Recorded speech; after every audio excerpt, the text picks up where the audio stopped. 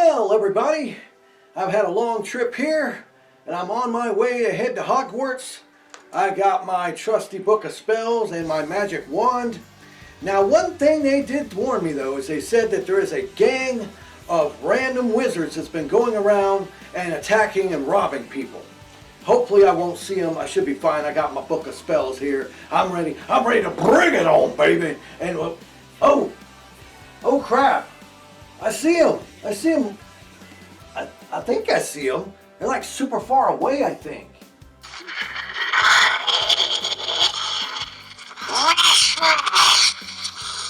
What the hell?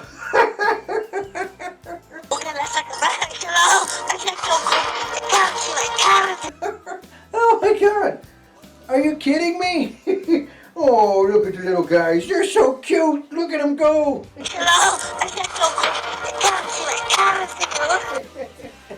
Hey, Ma, can I keep them?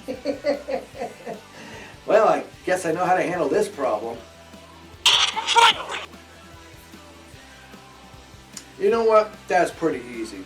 And if I think that the rest of the problems around here are going to be like that, I'm going to have no problem in getting through this. Now it's on my way to get to Hogwarts.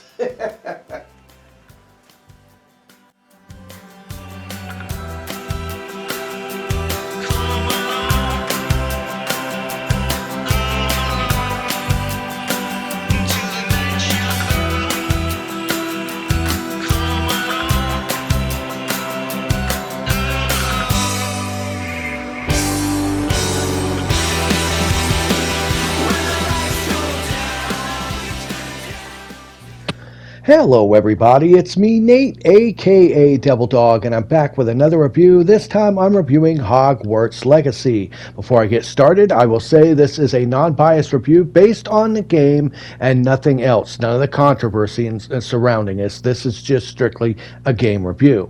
It was developed by Avalanche Software and published by Warner Bros. Games and will release on February 10th of 2023 on the PlayStation 5, the Xbox Series X and S and PC, and will eventually receive a last-gen release on April 4th of 2023 for the PS4 and Xbox One, followed even later by a Nintendo Switch version.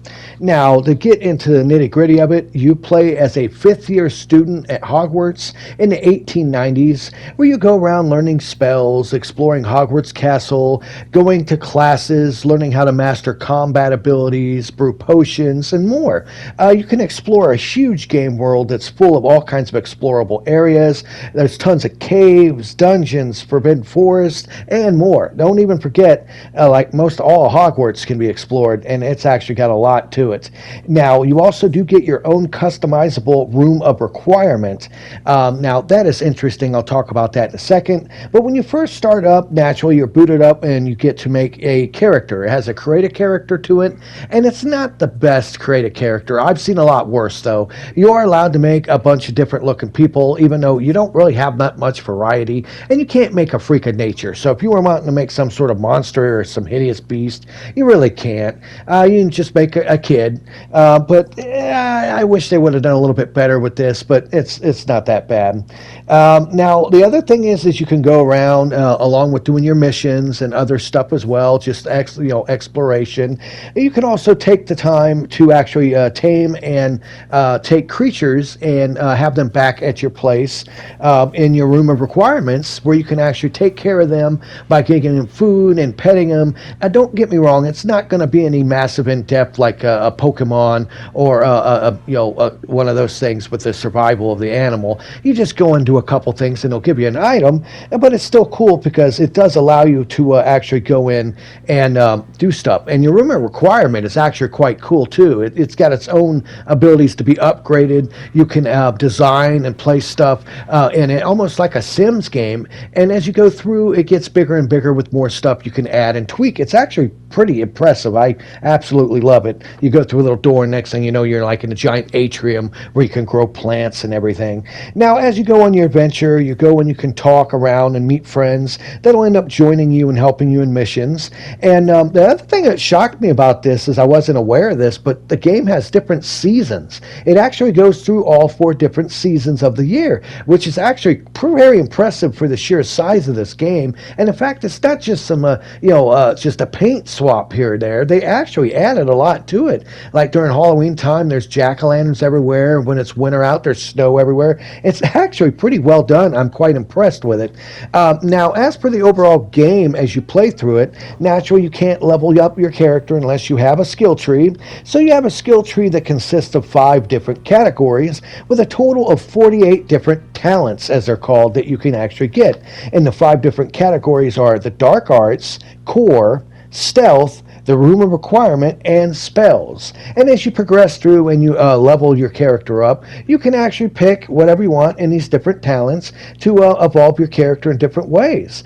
There's tons of loot in it as well, and this is the favorite part I have with it, is while you can't really make a character that looks that drastically different, the customization that you can have from the gear and loot drops that you find actually makes it to where you can really tweak and make your character stand out and look their own. Now, since this is a single player game, it's not like anyone else is ever going to be playing online to see your character, so keep that in mind. But the other thing I noticed is it's a single player experience with no microtransactions.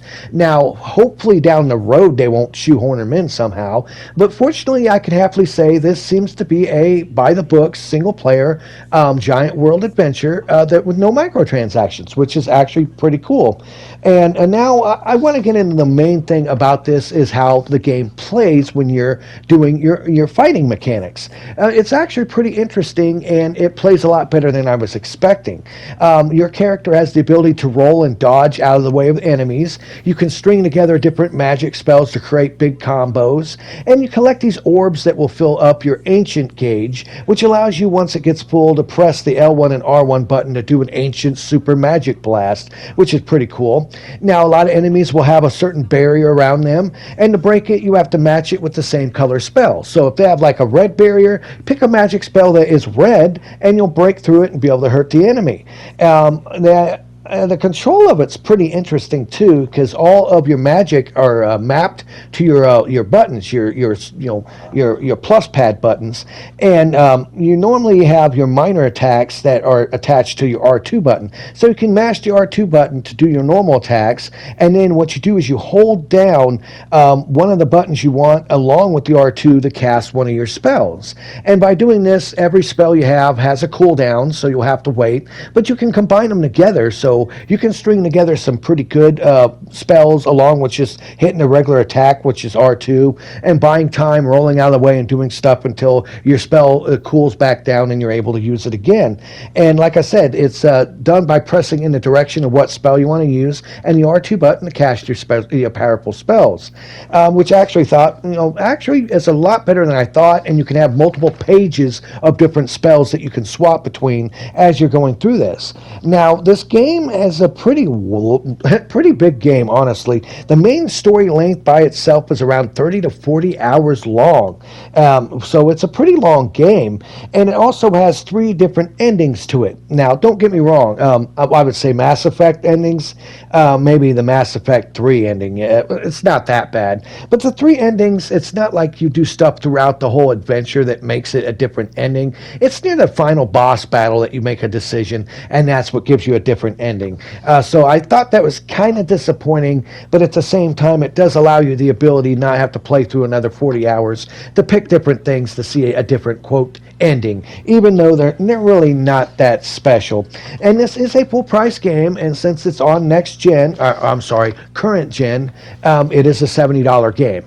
Honestly, I'm never a fan of that price point, but I do have to actually say, for all the stuff that's in this game, with you being able to fly around and investigate and go and the dungeons and collect items and craft and brew, and the fighting mechanics in the story is pretty decent, though there are some people that are up in arms in the story trying to say it's kind of bad. I'm not going to get into that in this. Like I said, I don't have a problem with this game or its story. I think people are just getting a little bit too sugar coated and soft, at least on the game. I'm not going to talk about what some of the people said. You know what I mean? But the other thing I got to say is I'm going to help you out with a little bit of a helping hand here.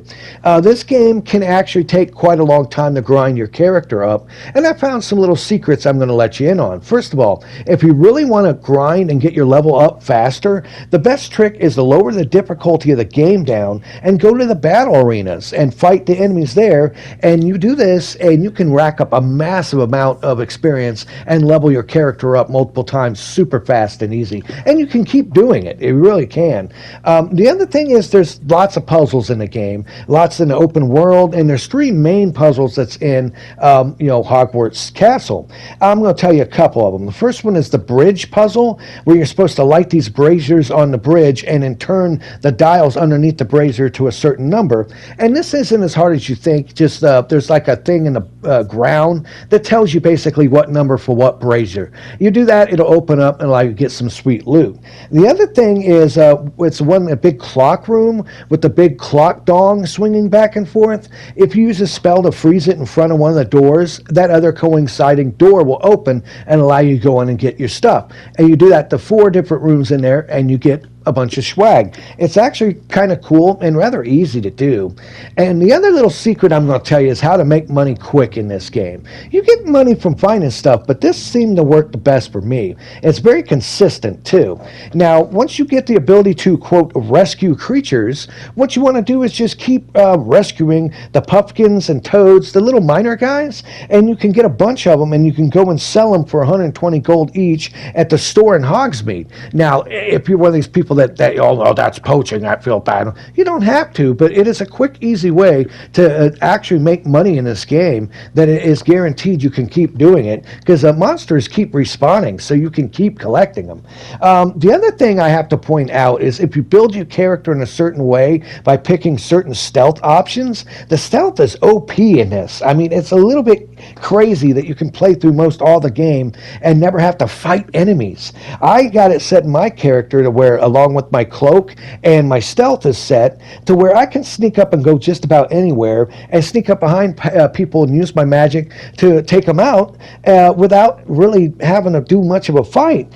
You just use certain points in your stealth tree and you can actually get your character to do this rather easily. I mean, enemies won't even see you, and even if you're in front of them, they can see you, but you can normally take them out before they actually raise an alarm or anything. And it even works on some of the bosses. So I don't know if this is something that's going to get patched out in the future, but you can actually get yourself to be stealth OP. I mean, seriously, you can solid snake this bitch, and it's actually kind of cool. And the last thing I'm going to leave you with is the riddle doors. Some people have gotten confused with these riddle doors, where they have different pictures of these creatures, starting from an otter going around to a spider, and they got a math problem you have to solve. Just keep in mind, the otter is a 0, and it goes from 0, 1 to 8. So spider has 8 legs, it's 8. It's not that hard to figure out what number corresponds to which picture, and you use that to complete the math problem to open the door. But in the end, my personal experience with Hogwarts Legacy is, I have to say, this is the definitive Harry Potter style game. This is the open world game everyone was wanting to play, and it's kind of a shame, especially it came out now during the controversy with J.K. Rowling and other things that have happened. It's a real shame, but you really shouldn't actually you really shouldn't boycott the game on account of that, really. Because even though there's a select few people that are bad apples, all the other people that work so hard on this game, and it shows with their passion and love, I can still recommend this game. Unless it personally affects you in some way to where you disagree with me, which is perfectly understandable. We all have our own choices and our own opinions. But my personal one is, I can actually highly recommend Hogwarts Legacy to anyone that likes giant open-end games that you get to go and explore and level your character up and find and get to do a bunch of neat stuff. This was Nate, aka Devil Dog. I want to thank each and every single one of you for watching this review. Please leave in the comments below if there's anything you felt that I missed on this. If there's anything you want to actually, talk to me about, please leave in the comments below, and I'll answer each and every single one of your questions. And remember, here at Devil Dog Gaming, we always end our videos by saying, have fun. Play hard, and remember, people, the devil is in the details. Peace out until next time.